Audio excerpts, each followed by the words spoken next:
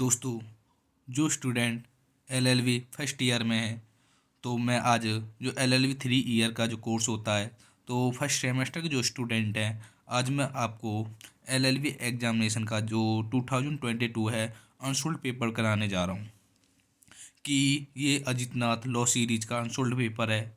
मैं आपको पांचों जो एग्ज़ाम आते हैं अनसोल्ड पेपर में, वो कराने जा रहा हूँ कि किस तरह आपका लॉ का पेपर आता है। ये सीसीएस यूनिवर्सिटी का है डियर स्टूडेंट। तो आज की इस वीडियो को हम स्टार्ट करते हैं। अगर आप इस चैनल पर नए हैं तो कृपया हमारे इस यूट्यूब चैनल को सब्सक्राइब कर दें, जिससे कि आपको आने वाली वीडियोज़ की नोटिफिकेशन मिलती रहे। So let's start. So first of all we are talking about the LLB first semester June 2021 का ये एग्ज़ाम पेपर है। किसका? जून 2021 का एलएलबी फर्स्ट सेमेस्टर एग्जामिनेशन 22 का। डिस्टेंट ये जूरिस्प्रूडेंस मतलब जूरिस्प्रूडेंस का पेपर है। लीगल थ्योरी जो न्यू जो कोर्स होता है, जो इसका कोड है K1001। एंड जिसका टाइम ड्यूरेशन होता है वो 3 आवर। टाइम ड्यूरेशन कितना है इसका? 3 आवर। एंड जो 100 मार्क्स का क्वेश्चन आता है। And now we are talking about the question. तो इसमें क्या है कि फर्स्ट ऑफ ऑल हम बात करते हैं सेक्शन ए की, खंड ए की।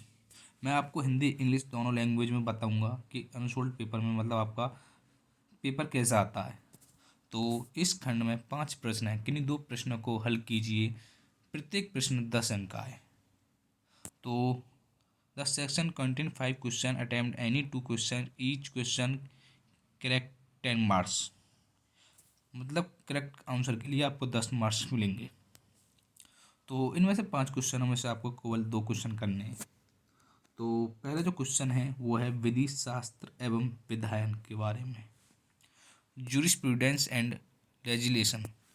जो दूसरा क्वेश्चन है वो नैतिक विधि, मोरल लॉ के बारे में। जो तीसरा क्वेश्चन है वो वेंथम के बारे में।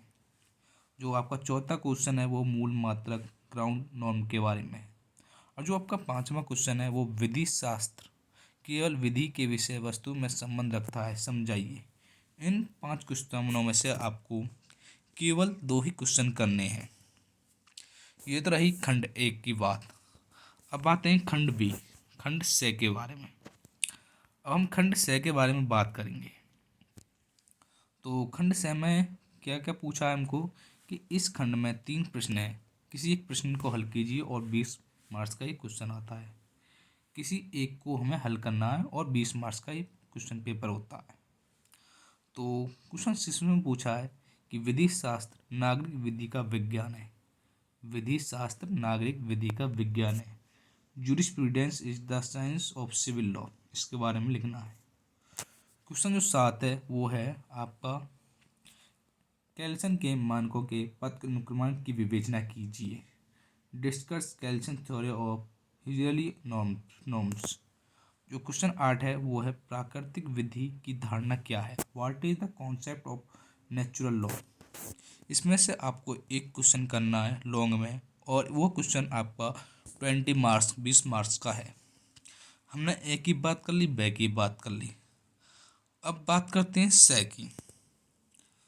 तो अब से के पर चलते हैं कि खंड से में सेक्शन सी में कौन कौन से क्वेश्चन पूछे जाते हैं। तो इसमें क्या होता है कि इसमें आपको 5 प्रश्न दिए होंगे, जिनमें से आपको 2 क्वेश्चन अटैम्प्ट करने हैं। वो आपकी मर्जी, आप कोई से भी 2 क्वेश्चन अटैम्प्ट कर सकते हो। तो सबसे पहले हम चलते हैं कि विधि शास्त्र को परिभाषित कीजिए, इसकी प्रवृत्ति एवं महत्व को समझाइए। Define jurisprudence, discuss it's nature and importance. जो क्वेश्चन 10 है वो है आपका विधि शास्त्र निश्चित विधि का औपचारिक विज्ञान है, समझाइए। जूरिस्प्रूडेंस में be defined as formal science of positive law, discuss. जो क्वेश्चन 11 है वो है डियर स्टूडेंट आपका समाधान समयिकता के सिद्धांत के संबंध में ड्यू गिट के विचारों को आलोचनात्मक परीक्षण कीजिए। अब बात करते हैं नेक्स्ट क्वेश्चन की।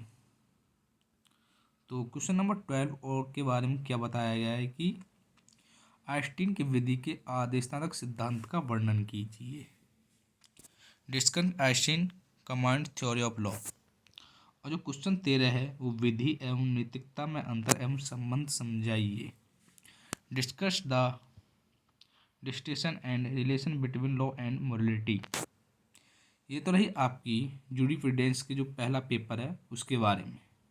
अब बात करेंगे हम डियर स्टूडेंट एलएलबी का जो दूसरा पेपर है उसी के बारे में। जो दूसरा पेपर है वो है constitution of law of India, जिसमें आपका nature of the constitution fundamental rights के बारे में क्वेश्चन पूछे जाएंगे, जिसका जो पेपर कोड है कि 1002 है। एंड अब इसके बारे में हम डिस्कस करेंगे। तो सर्वप्रथम हम खंड से मतलब सेक्शन ए के मतलब सेक्शन ए के बारे में बात करेंगे। जैसे कि हमको क्या मतलब क्या देना है, मतलब कि 10 अंक का प्रश्न है, इसमें से हमको 2 उत्तर करने हैं, 2 उनके उत्तर देने हैं इसमें से। और जो मतलब जो हम क्वेश्चन जो लिखेंगे वो 75 वर्ड्स मतलब अक्षरों में होना जरूर चाहिए। एंड अब हम क्वेश्चन के ऊपर जाते हैं कि क्वेश्चन के बारे में कैसे कैसे क्वेश्चन आएंगे। तो भारतीय संविधान में कितने मूल अधिकार हैं? अंत संक्षेप में लिखिए। How many fundamental rights are available the under Indian constitution where down we वेरीफुली।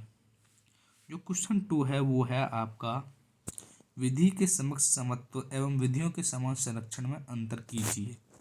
Written down the discuss between equality before law and equal protection of law. And जो क्वेश्चन नंबर 3 है पंथ निरपेक्षता पदावली से आप क्या समझते हैं? पंथ निरपेक्ष पदावली से आप क्या समझते हैं? पंथ निरपेक्ष पदावली से आप क्या समझते हैं? What do you mean by the term secularism? जो क्वेश्चन 5 है वो है डियर स्टूडेंट व्यक्तिगत धार्मिक स्वतंत्रता पर कौन कौन से निबंध आरोपित किए गए हैं? What restriction have been placed upon individual religious freedom? जो क्वेश्चन 5 है डियर स्टूडेंट वो है आपका दोहरे संकट के सिद्धांत से आप क्या समझते हैं? What do you mean by the doctrine of double jeopardy? अब बात करते हैं हम खंड व मतलब सेक्शन सी के बारे में। तो इसमें क्या है कि निम्नलिखित 3 प्रश्नों में से किसी एक का प्रश्न दीजिए और 20 अंक का जो प्रश्न है इसमें कम से कम आपको ये लघु उत्तरीय प्रश्न है, इसमें 200 वर्ड मतलब 200 शब्द तो लिखने ही लिखने हैं। तो first of all we are talking about the question number 6। So इसमें क्या बोला है कि भारतीय संविधान के अनुच्छेद 14 युक्ति युक्त वर्गीकरण की अनुमति देता है, किंतु वह विधान की प्रतिषेध करता है। विवेचन कीजिए, निर्णीत वादों का हवाला दीजिए। Article 14 of the Indian constitution permits distinctional classification what forbids class legislation discuss refer to decided cases। And अब चलते हैं क्वेश्चन नंबर 7 की ओर कि क्वेश्चन नंबर 7 में आपको क्या पूछा है। तो क्वेश्चन नंबर 7 में पूछा है कि भारतीय संविधान में प्रत्याभूत शोषण के विरुद्ध अधिकार के प्रभावों की व्याख्या कीजिए, निर्णीत वादों का हवाला दीजिए। एंड क्वेश्चन जो 8 में पूछा है वो पूछा है आपका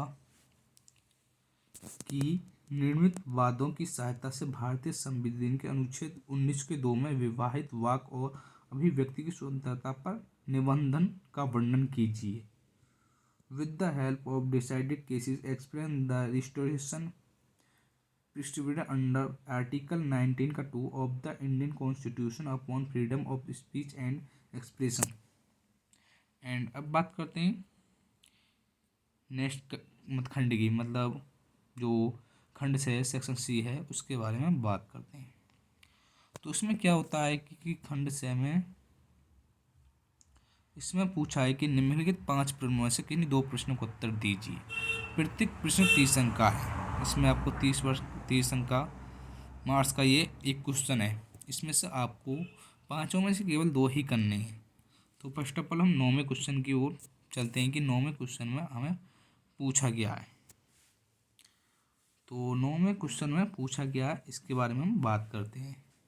जीवन के अधिकार से तात्पर्य केवल पशुवत जीवन जीना नहीं वरना मानव गरिमा के जीवन जीने से है। यह कथन किसके आलोक में भारतीय संविधान के अनुच्छेद 21 में जीवन के अधिकार का वर्णन कीजिए। निर्णीत वादों का हवाला दीजिए। एंड जो क्वेश्चन 10 है अब उसके बारे में चलते हैं कि क्वेश्चन 10 में क्या पूछा है।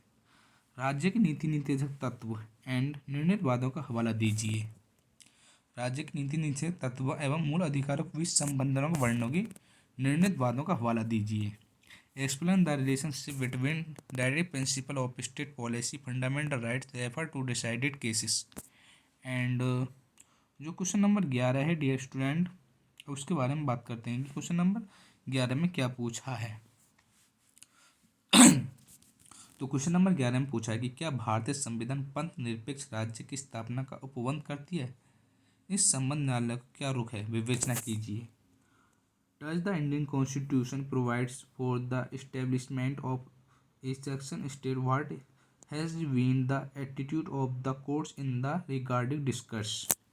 एंड जो क्वेश्चन नंबर 12 है वो अब देखते हैं क्वेश्चन नंबर 12 में आपका क्या पूछा है, कौन सा क्वेश्चन है। सो गाइस जो क्वेश्चन नंबर 12 है वो भारतीय संविधान प्रतियोगी संघवाद में से सहकारी संघवाद की ओर परिवर्तित हो, क्या आप सहमत हैं, विवेचन कीजिए। Indian constitution shifted from competitive to cooperative federal, you agree, discuss. And जो क्वेश्चन नंबर 13 है डियर स्टूडेंट, लोकवाद पर एक निबंध लिखिए। Written an essay of public interest legislation.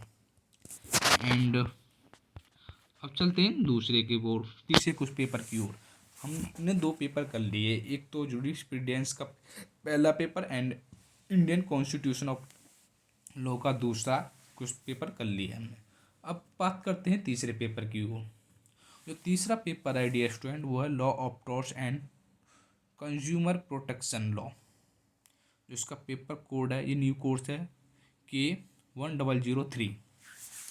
अब इसके बारे में बात करते हैं। तो हम पहले सेक्शन ए के बारे में चलते हैं। तो इसमें सेक्शन ए में क्या पूछा है कि किन्हीं 2 प्रश्नों को उत्तर दीजिए। प्रत्येक प्रश्न का अंक 10 का है, अधिकतम 75 शब्दों में लिखिए, लघुत्तम उपेक्षित है। तो क्वेश्चन नंबर 1 में क्या है, कपोत खाने का सिद्धांत, पिजिन द होली थ्योरी। जो क्वेश्चन नंबर 2 है वो है आपका अवश्यंभावी दुर्घटना एवं देव कृत्य में विभेद, difference between individual accident and act of God. And अब चलते हैं नेक्स्ट क्वेश्चन की ओर। सो क्वेश्चन नंबर 3 है डियर स्टूडेंट। जो क्वेश्चन नंबर 3 है उसमें है कि संयुक्त अपकृत्य करते। एंड जो 4 है वक्रोकृति। एंड जो 5 है सेवा के लिए संविदा, कॉन्ट्रैक्ट फॉर सर्विस। ये आपके 5 क्वेश्चन है, इनमें से आपको 2 क्वेश्चन करने हैं। एंड जो खंड व सेक्शन बी है अब उसके बारे में बात करते हैं।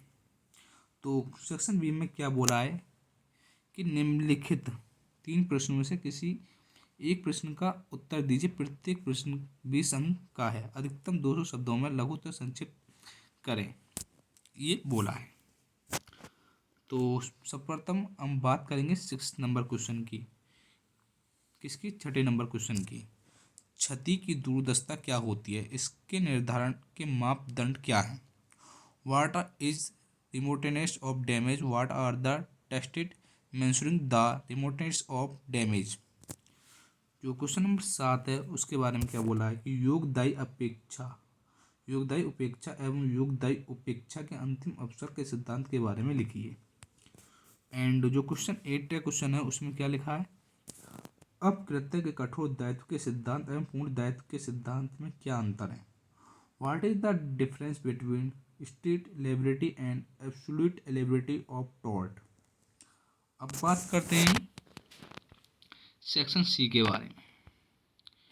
किसके बारे में, सेक्शन सी के बारे में।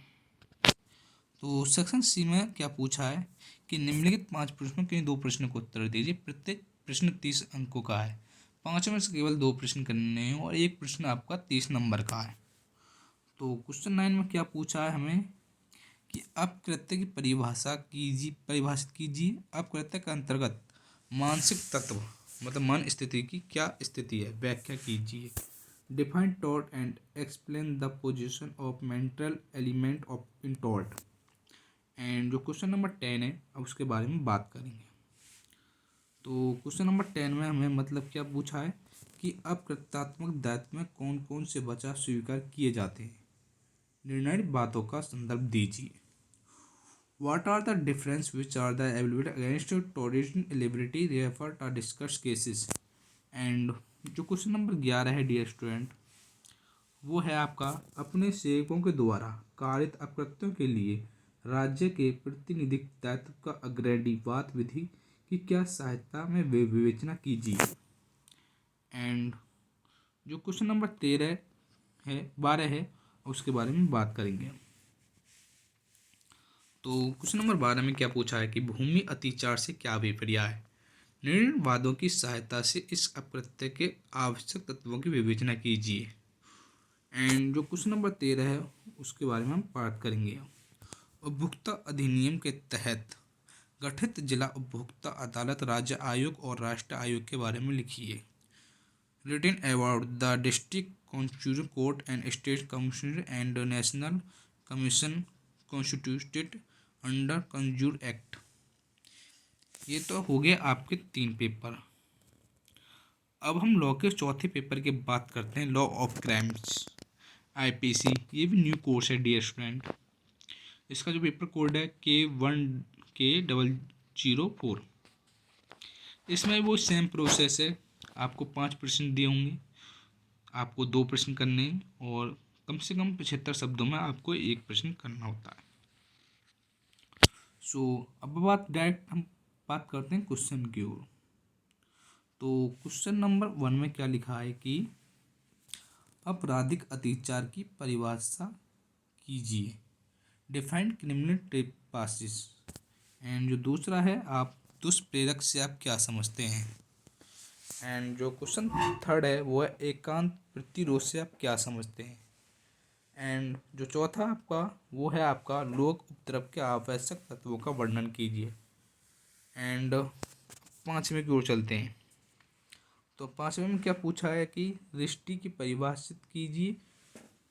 एंड अब बात करते हैं हम खंड व मतलब सेक्शन वी के बारे में बात करते हैं। इसमें वो सेम प्रोसेस है, आपको 3 प्रश्नों में से केवल 1 प्रश्न करना जो आपका 20 मार्क्स का होगा और वो कम से कम आपको 200 शब्दों में लिखा होना चाहिए। तो अब हम बात करते हैं क्वेश्चन नंबर 6 के बारे में। तो क्वेश्चन नंबर 6 में क्या पूछा है कि साधारण एवं गंभीर चोट में अंतर स्पष्ट कीजिए, कब यह अपराध हत्या का प्रयास बन जाती है। एंड जो क्वेश्चन नंबर 7 है वो विकृति चित्त व्यक्तियों द्वारा किए गए अपकार के लिए आपराधिक दायित्व से मुक्ति प्रदान करने से संभावित विधि का वर्णन कीजिए। एंड जो क्वेश्चन 8 है वो है आपका मिथ्या साक्ष्य देना क्या है, मिथ्या साक्ष्य देने के आवश्यक तत्वों की विवेचना कीजिए। What is the false evidence, discuss the essential elements of false evidence. And now we are talking about the section C of IPC law of crimes. So इसमें भी वो सेम प्रोसेस है, आपका 5 प्रश्नों में से केवल 2 प्रश्न करने हैं। 1 क्वेश्चन के लिए आपको 30 मार्क्स मिलेगा। हम डायरेक्ट क्वेश्चन की ओर चलते हैं। सो क्वेश्चन नंबर 9 में क्या बोला है, लूट क्या है, लूट के आवश्यक तत्व कौन से हैं, कब एक लूट डकैती हो जाती है। What is robbery, what are essential ingredients of robbery, when does a robbery become dacoity डकैती। एंड क्वेश्चन नंबर जो 12 है उसमें पूछा है कि अपराध की प्रकृति और परिभाषा दीजिए, अपराध की प्रकृति और परिभाषा दीजिए तथा इसके विभिन्न तत्वों की विवेचना कीजिए। एंड अब बात करते हैं हम 11वें और 12वें प्रश्न के बारे में। तो 11वें प्रश्न में जो पूछा है वो पूछा है भारतीय दंड संहिता के अंतर्गत जीवन तथा संपत्ति में निजी प्रतिरक्षा से संबंधित विधियों को परिभाषित तथा विवेचना करते हुए उन परिसीमाओं का वर्णन कीजिए जिसके अंतर्गत इस अधिकार का प्रयोग किया जा सकता है। एंड जो क्वेश्चन नंबर 12 है उसमें क्या पूछा है कि निर्णित वादों की सहायता से उन परिस्थितियों की विवेचना कीजिए जिसमें गंभीर तथा आकस्मिक उत्तेजना का तर्क लिया जाता है। एंड अब बात करते हैं 13वें क्वेश्चन की ओर। तो 13वें क्वेश्चन में हमें क्या पूछा है, तो 13वें क्वेश्चन में पूछा है कि चोरी से आप क्या समझते हैं। क्या कोई व्यक्ति अपनी ही संपत्ति की चोरी कर सकता है। चोरी तथा उच्छीपन में क्या अंतर है।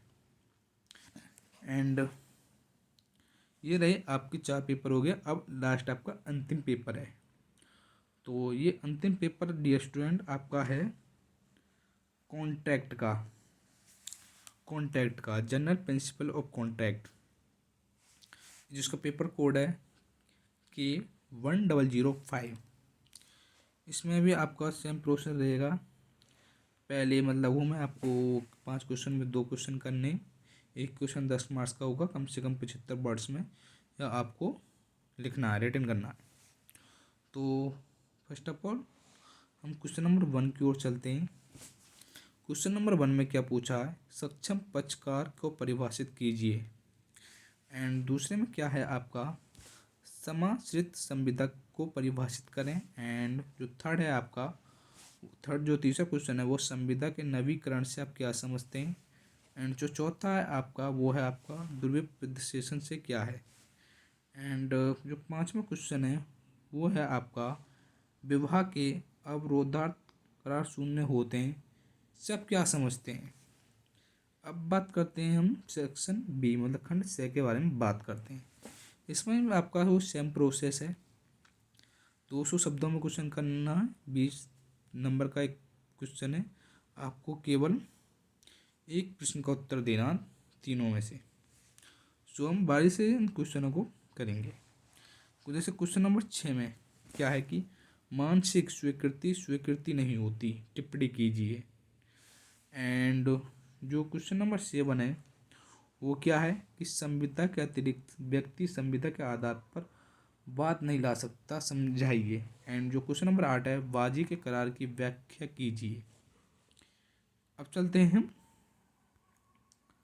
नेक्स्ट सेक्शन की ओर, सेक्शन सी खंड से। इसमें क्या है कि आपको 5 प्रश्न दिए होंगे, 2 प्रश्न करने हैं और एक प्रश्न के लिए आपको 30 मार्क्स के लिए करना है।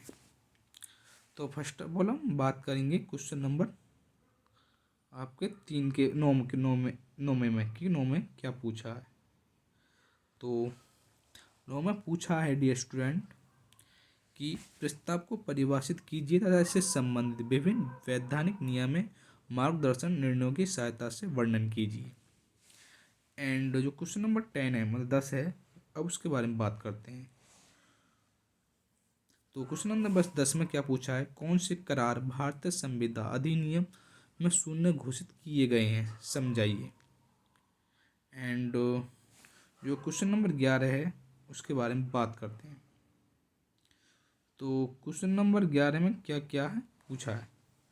तो क्वेश्चन नंबर 11 में पूछा है कि भारतीय संविदा अधिनियम में अर्थ संविदात्मक दायित्व किन किन उपबंधों पर किए गए हैं। एंड जो क्वेश्चन नंबर 13 है वो पूछा है 12 में पूछा है कि भारतीय संविदा अधिनियम 1872 के उपबंधों के अनुसार सहमत स्वतंत्र सहमति क्या है, समझाइए। एंड जो आपका अंतिम क्वेश्चन है 13वां वो है संपार्श्विक संविदा क्या है, बाजी के करार से इसका अंतर स्पष्ट कीजिए। ये आपकी मैंने 5 पेपर करा दिए हैं अनसोल्ड के LLB फर्स्ट ईयर सेमेस्टर के। अगर आप लोगों को ये वीडियो अच्छी लगी हो तो वीडियो को लाइक कमेंट एंड शेयर करना न भूलें, और भी ऐसी एजुकेशन वीडियो देखने के लिए हमारे यूट्यूब चैनल को सब्सक्राइब जरूर कर लें। क्या subscribe. Thanks for watching the video.